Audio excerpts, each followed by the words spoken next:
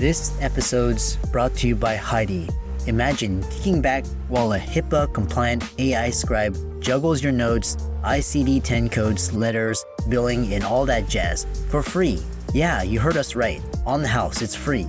From the genius brain of Dr. Tom, who hated wasting his life writing notes, he started Heidi to change the game. Your Heidi transforms consult babble into crisp, clear soap notes, personalizing itself with every edit you make. It's the next best thing to cloning yourself without the weird science behind it. One day, your Heidi will look through research, take calls, and do anything you don't want to. So what's the catch?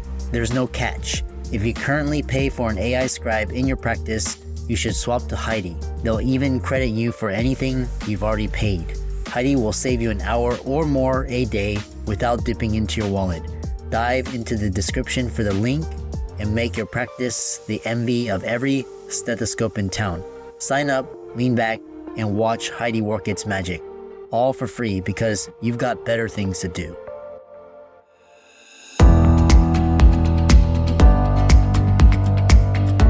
We work hard as physicians to take care of the health and well-being of our patients. But when it comes to our money, do we have the same condition of care? Probably not. Let's change that together. Welcome to the Financial Freedom for Physicians podcast, where we'll fight and advocate for your financial literacy. As always, I'm your host, Dr. Christopher Liu. Thanks for being here. Let's jump into the show.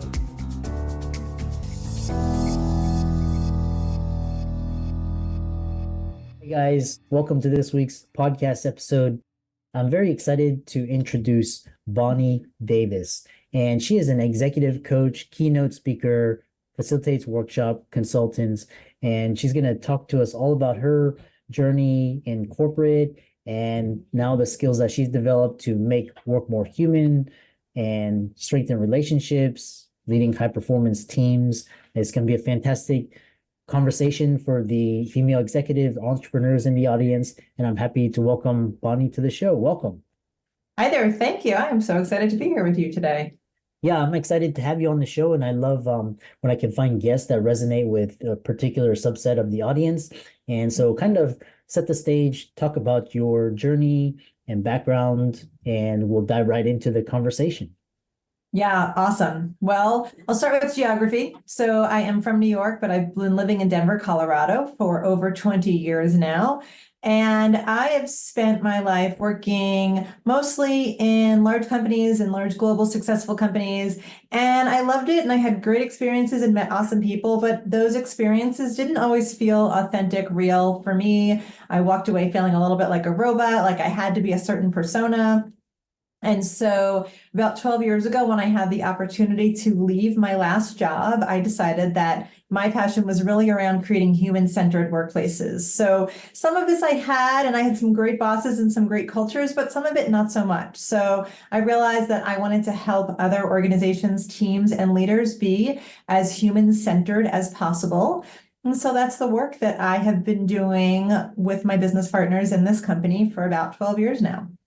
Yeah, that's a very fantastic story and a fantastic journey. And I'm sure, everybody has had their experience in the corporate world, living experience exactly what you described, kind of this fake or, political kind of, we had to maneuver and all of this. One thing is you talked about human-centered and kind of talk about key elements that define what a human-centered organization and sharing some practical steps leaders can take to cultivate that environment in their companies. Well, the first thing people may be wondering right now is, am I leading a human-centered team? Do I have a human-centered culture? Am I a human-centered leader? And if you'd like a little bit more clarity on that, if it's okay with you, I will point the audience, and it'll be in the show notes as well, but point the audience to my website where there is an assessment. Essentially, it's called the Human Factor Assessment, and it answers the question, am I leading a human-centered team, or how human is my workplace? And so huworkteam.com, that's my company name, huworkteam, all one word.com. Right there on the landing page, you will see the assessment. It is free of charge. And so go grab that. And it's intended as a conversation starter. So it is intended to think about things like your company's purpose and culture, your sense of building community, both inside the company and with your external community. How are people rewarded? How do we communicate with each other? So 7 different focus areas that will help you assess, am I a human-centered organization? And I think the short way, getting away from the assessment to answer your question, is that it is defined by a place where people can truly feel like they can bring their human selves to work. And so they are seen, they are listened to, they are respected. Sure, there can be debates and disagreements, but things are handled in a respectful way. And there is transparency. We understand why decisions are made. We may not always agree with those decisions, but we understand why they are made. And there's a sense of people being treated in a fair and equitable way. So human to human, whether you see your chief executives talking to each other, talking to entry-level employees, talking to interns, there's a sense of professionalism and respect in the way people are listened to, that all opinions are important. And people really feel like it is a thriving environment where they can learn and grow and be their best, feel fulfilled personally, and also have a sense of well-being. So don't you want to work in that kind of place? I know I always wanted to. Yeah, it's interesting that you asked that question because I've always wanted to work in that place, but I've never been able to find an organization that you are describing. So I decided to create my own organization to kind of cultivate that. Still have a long way to go, but at least I have some say. So you talked about the importance of well-being, personal well-being habits and kind of share strategies, routines that have helped your clients stay energized, focused, balancing health with professional demands. For me, in my opinion, as an executive coach and as somebody who's done a lot of work with helping change happen for organizations, for individuals, the first thing you need to do to make something happen is to be really clear about the it. What is it so what does well-being look like for you? What does it mean for you to have a life that is balanced and where you are healthy? And for me, ultimately, well-being is about refueling and re-energizing. That, imagine you think about your body and even your life is like a gas tank. And so we spend all of our day, I mean, the gas tank starts going down, whether we're making lunches for our kids, commuting to work, meeting with people. Even on our best days, that fuel tank is going down. And so whether it's in the middle of the day, having a good healthy lunch, going for a walk, drinking water, exercising, taking time off, well-being habits are all about the things that will refuel that gas tank. And ask yourself, how's my tank looking? Am I just going? And if you have a really bad week or two that you're not refueling, that may be okay. But you keep going beyond that and you're probably on your road to burnout and certainly some health issues. So for me, step 1 is clarity on what is it that I need in my routine, because it really is about habits and routine. I can't have a really great week of working out and then not do it for the next month. That is not a consistent way of having well-being. So what does success look like for me on a daily, weekly, monthly, and even yearly basis? And yearly may include, like, I'm going to take a vacation. I'm going to set a goal to run a half marathon. I'm going to spend time with the friends and family that I don't get to spend time with. So what's the goal? And then old-fashioned, use your calendar, schedule it in there. Because in my experience, unless you have the time set, this time doesn't just pop up in your life. So what do you want to do? When are you going to do it? And then what are the ways that you're going to hold yourself accountable for doing that? And that might mean things like checking in with a buddy. So maybe you have a friend and you say, hey, let's either go to the gym together or let's check in every week and see how that's going. Or maybe it's just more that you're really good at the personal accountability. And then I would say reward yourself for a job well done. And happy to talk about rewards, but there are ways I think that we need to really help encourage our own best behaviors when it comes to well-being, because often in a daily routine, we just get busy and that stuff doesn't come up. One thing that I've really focused on is checking in with my body, especially, in the morning, it's great, you're energized, but afterwards it's, kind of, you have to, check in. Moving on is in the contents of building and leading high-performing teams, how do you approach the challenge of maintaining team cohesion, motivation in a digital and remote work environment? That's a great question, especially the digital and remote work environment piece. I will share a brief story. I went hiking over the summer with my husband's colleague and her partner. And so I had met them once or twice, but didn't know them very well. And they knew that I did this kind of work. And so he said to me, "Oh, I want to pick your brain. I have a remote team," or maybe they were hybrid, and we're just not working that well together. And what's your best advice on what we can do better? And my question to him, the coach in me came out on this hike in New Mexico, and I said, well, what does a high performing team look like for you? Because that is going to be different based on who you are as a leader, what's important to you, what your business needs, who's on your team. So my first piece of advice is to define, what does a high performing team mean to you? Think about the way people communicate with each other, clarity of purpose, are goals and processes clear to everybody? Is there a sense of shared values of how do you define excellence? Is there things like fun that's important to you? Because some leaders want that. Some leaders say this is work, we shouldn't be having fun. But step one is to identify all of that stuff. Similar to my advice on well-being, if you haven't identified it, then you won't get there. Well, cohesive team, high-performing team, identify it, and then assess what's going well to keep doing, because even when you're fixing things, you want to lean into the good stuff first, and then what's hard that we need to improve.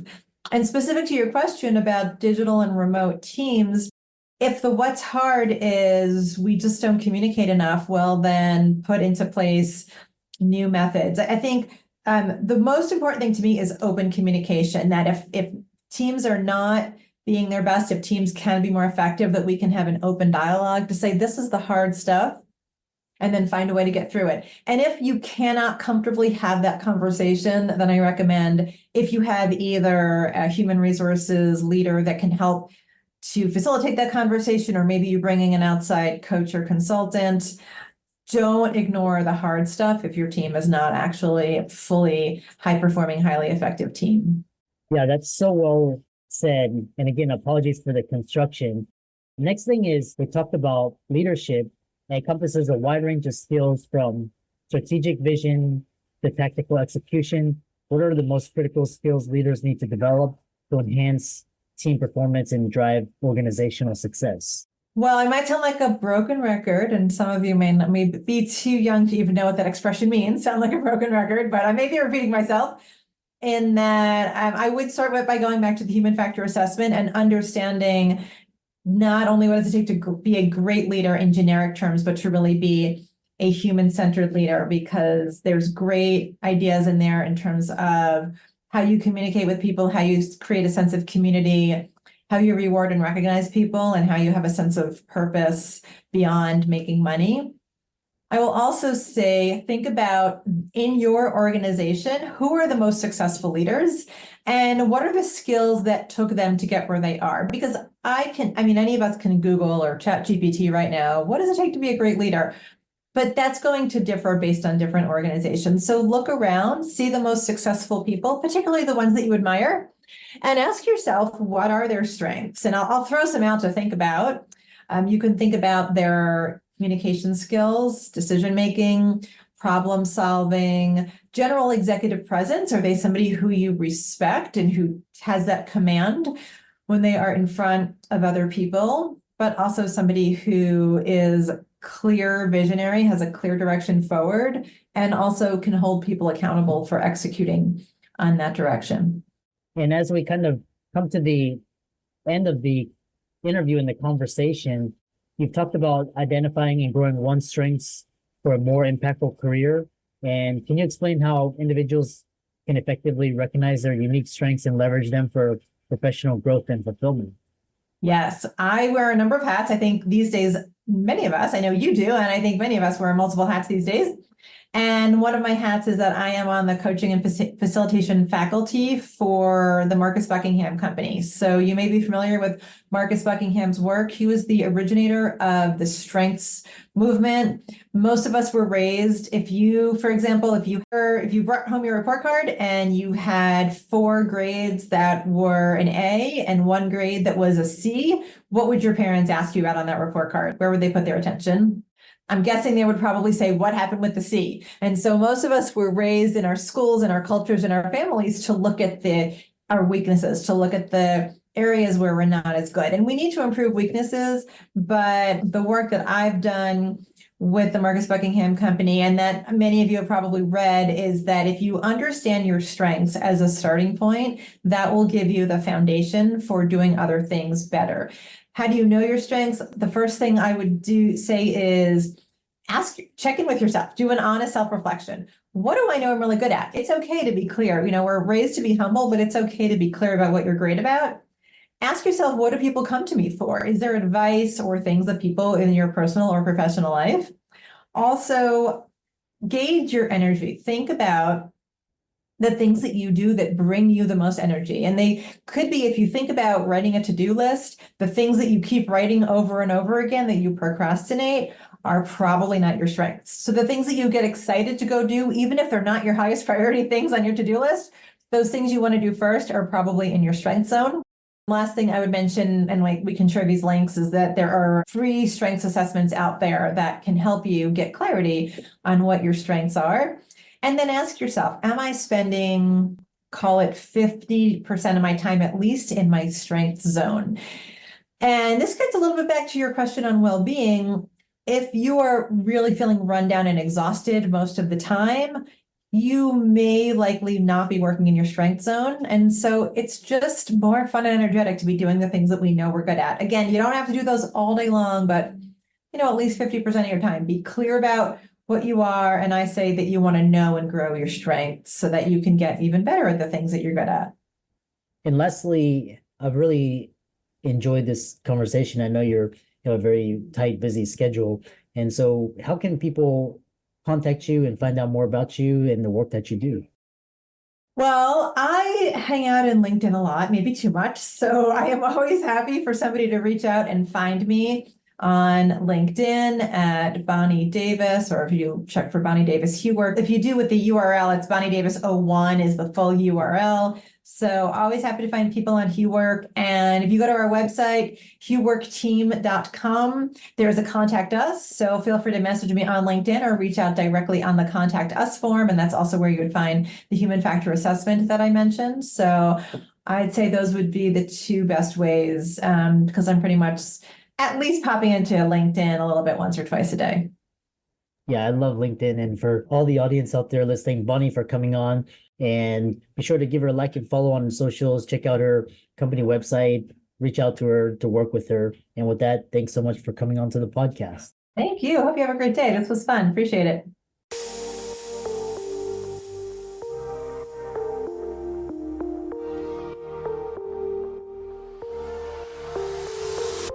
Thanks again to Heidi.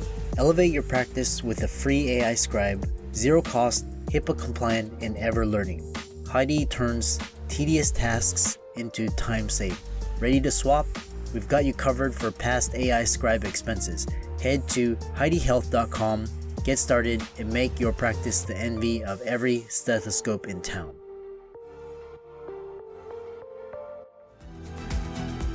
I'm excited that you made it for another episode. You are truly the best. If you've been following the show for a while, you know that my passion is to bring you the education you need to find your path to financial freedom. Please come back week after week for new content, new resources, and great guests. Until then, if you haven't already, please be sure to check out the website, www.drchrislumdphd.com, for more support. I'll see you next week.